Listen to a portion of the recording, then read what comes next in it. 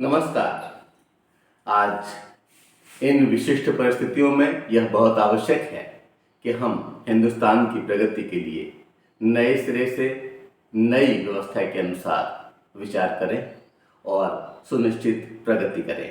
आज ये बहुत आवश्यक है कि हम नए समय में कदम से नए समय में समय के साथ कदमताल करते हुए आगे बढ़ें और इसीलिए यह कहना पड़ा इन पंक्तियों के माध्यम से कि शिक्षा को नव क्रांति का पर्याय होना चाहिए। शिक्षा में आमूलचूल परिवर्तन की आवश्यकता है। पुरानी घिसे पिटे सिद्धांतों और नीतियों नियमों से काम चलने वाला नहीं। प्रस्तुत है, शुद्ध नियत से नीति का निर्माण होना चाहिए। शुद्ध नियत से नीति का निर्माण होना चाहिए। नव आवश्यकतानुसार व्यवहार होना चाहिए। नव आवश्यकतानुसार व्यवहार होना चाहिए। अनुपालन हेतु सम्यक व्यवहार होना चाहिए। परंपरागत मर्म का अनुकरण हुआ है अब तक। परंपरागत मर्म का अनुकरण हुआ है अब तक। शिक्षा को नवक्रांति का पर्याय होना चाहिए। नवयुग में नई सोच का प्रभाव होना चाहिए।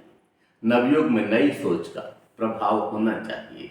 आप समझिए कि जो कुछ हम आज व्यवहार करते हैं वह आज के अध्यापकों द्वारा प्रेरित किया हुआ व्यवहार है और वह व्यवहार ऐसा है जो कि बहुत लंबे समय से हमें निर्देशित किया जा रहा है।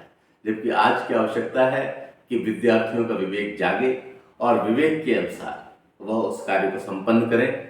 इसीलिए सजित हुई आगे की पंक्तियां कि शिष्टाचार स्वविवेक के अनुसार होना चाहिए।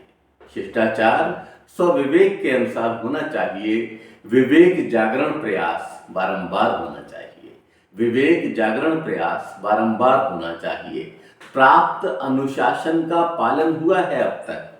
प्राप्त अनुशासन का पालन हुआ है अब तक। अनुशासन में नवसूत्र का प्रवाह होना चाहिए। अनुशासन में नवसूत्र का प्रवाह होना चाहिए। शिक्षा को नव क्रांति का पर्याय होना चाहिए। शिक्षा को नव क्रांति का पर्याय होना चाहिए। नवयुग में नई सोच का प्रभाव होना चाहिए। नवयुग में नई सोच का प्रभाव होना चाहिए। हम आज भी पहले की तरह कि विद्यार्थी नमस्ते करेगा भले ही वह प्रणाम प्रामाणिक न हो और उसे हम विशेष मानते हैं। जो चरण स्पर्श कर लेता है उसे हम और विशिष्ट मानते हैं। आवश्यकता इस बात की है कि जिन तथ्यों को, जिन विषयों को अधिगमित करके आगे बढ़ना है, जिससे समाज को दिशा मिलनी है, उन पर हमारा विशेष जोर होना चाहिए। बाकी सारी चीजें सेकेंडरी। और आज एक तरह से बाजारवाद सब जगह छा रहा है। हमें अपने विद्यार्थियों को जगाना है, बताना है, खुद सचेत रहना है कि हम उस भोग संस्कृति से अपने आप को सन्निध न करें और बच करके प्रयास करें कि जो हमारे वांछित हैं, जो देश की प्रगति के लिए आवश्यक लक्ष्य हैं, उस ओर हमारा झुकाव। इसलिए कहा कि उपभोग वृत्ति पर पुनः विचार होना चाहिए। उपभोग वृत्ति पर पुनः विचार होना चाहिए। बाजारवादी संस्कृति का संहार होना चाहिए।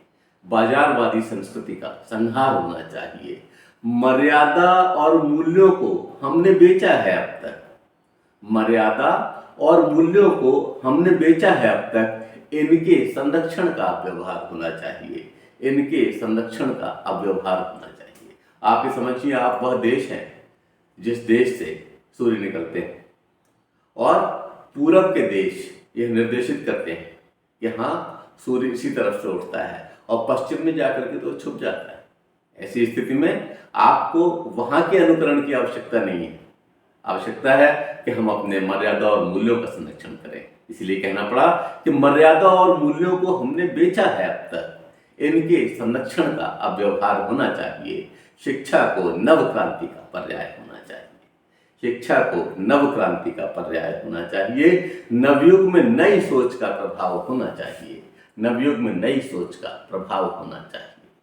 आप समझिए, बहुत सारी बातें जिन्हें हम जानते हैं कि यह उचित नहीं है, इसके बाद भी उनका अनुकरण होता है। कई बार हम छोटी छोटी लाभ की प्राप्ति के लिए झूठ बोलते हैं। हम विचार करें कि कितना आवश्यक है, क्या आवश्यक है, क्या इससे चरित्र का, व्यक्तित्व का, मूल्यों का संगठन हो रहा है, विकास हो रहा है।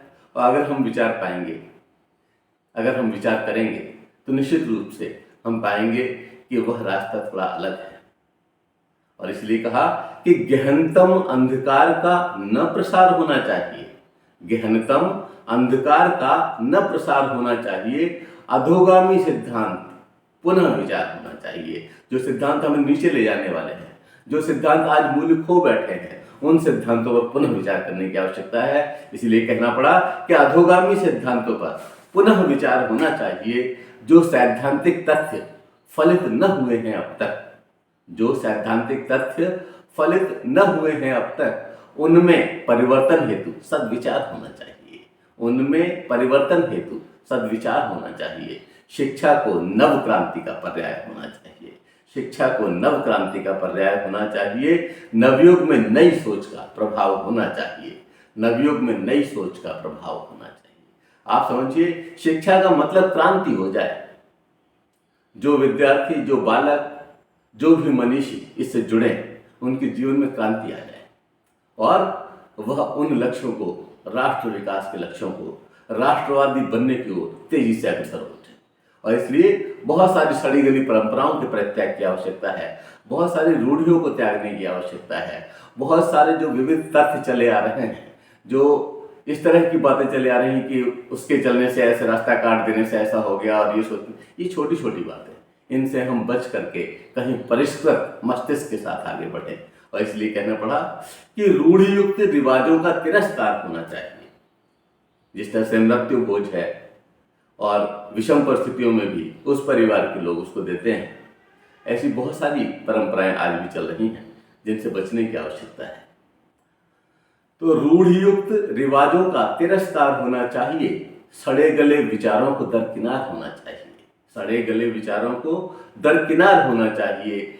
विविध गलत तथ्यों का बोझ ढोया है अब तक, विविध गलत तथ्यों का बोझ ढोया है अब तक, अब उनसे दूर हटकर सत्प्रचार होना चाहिए, अब उनसे दूर हटकर सत्प्रचार होना चाहिए।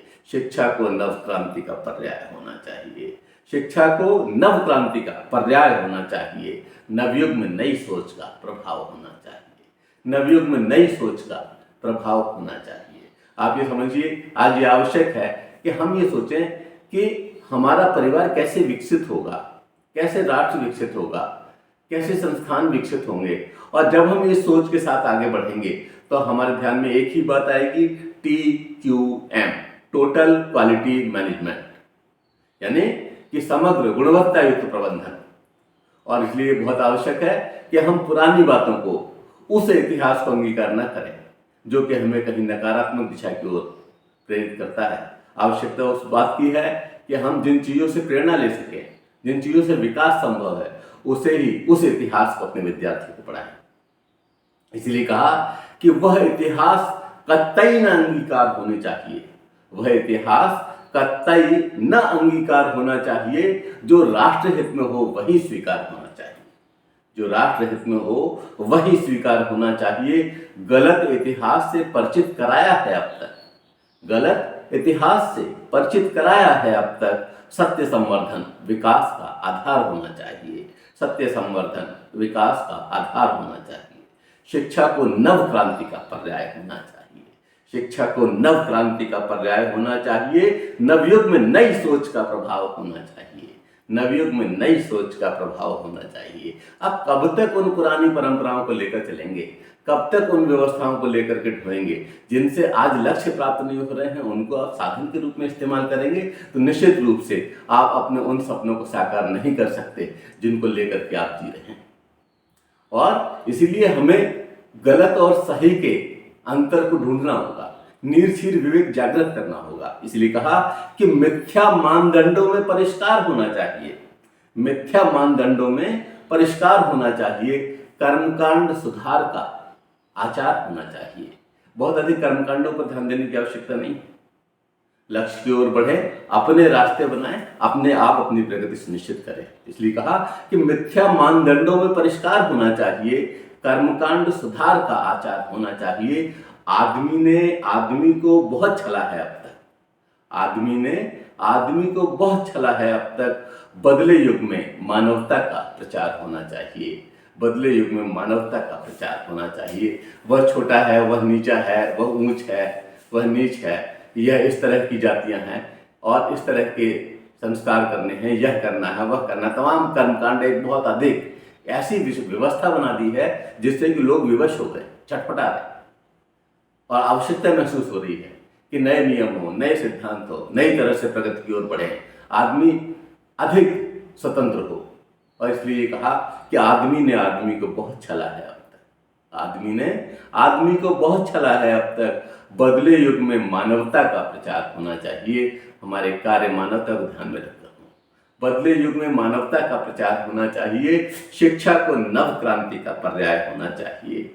शिक्षा को नव क्रांति का पर्याय होना चाहिए। नवयुग में नई सोच का प्रभाव होना चाहिए। नवयुग में नई सोच का प्रभाव होना चाहिए।